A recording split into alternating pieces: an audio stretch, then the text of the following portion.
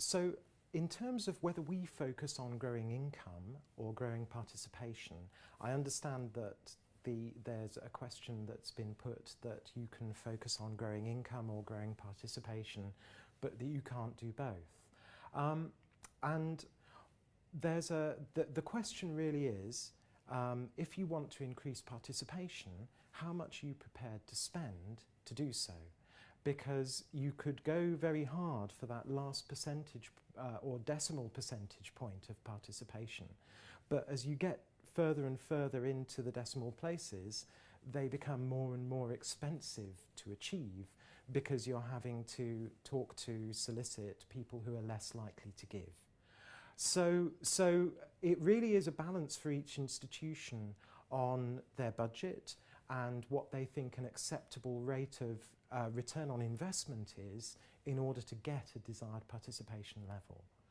If you're going to grow income, on the other hand, then the easiest way to grow income is to concentrate on existing donors and the top level of your existing donors, because they should be the ones who are the easiest to get to increase their giving.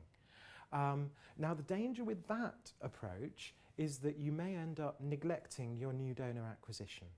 And so you focus a lot on increasing the total amount given by your existing donor base, but you aren't bringing in enough new donors to deal with the problems in donor retention. And so at Leeds, what we do is we try and focus on regular giving by direct debit. Because what we can see when we look at our figures, and we've recently taken part in a benchmarking exercise with 15 other institutions, is that if you can secure somebody onto direct debit, you have a much, much better chance of holding on to them as a donor than you do if somebody only gives you a gift by cheque or credit card.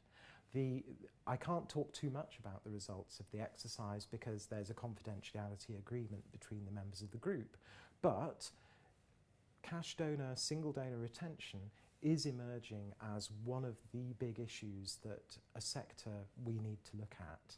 It is a real challenge, and there is a big question as to how good you can get donor retention and how far you need to go to retain as many donors as possible each year. So you do need to be focusing on acquisition as well to grow the pool. But direct debit giving is very, very important. Retention rates for direct debit giving are so much better than for single donors that it really makes sense to focus on getting somebody as a direct debit donor, even if in the first year of their giving, they're giving you less than they could have given as a comparable one-off gift.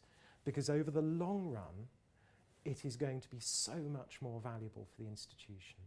And so the real thing for young annual funds, but also some of the more established ones as well, is to look again at how attractive we're making regular giving to our alumni. How well are we putting the case for giving a monthly, quarterly or annual gift? And if we don't think we're doing that well enough, to think again and to see if we can improve that. The last thing I'd like to say is about this choice between growing income or participation is about, well, why? Because if it's just because it's the internal target, that's not a good enough message for your donors.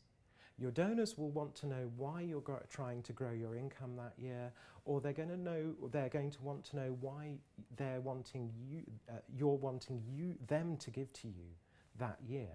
And that's got to be for a charitable mission, because you're asking them for a charitable gift. So you need to look at your philanthropic priorities and whether that presents people with a compelling enough reason to give now and to give continuously.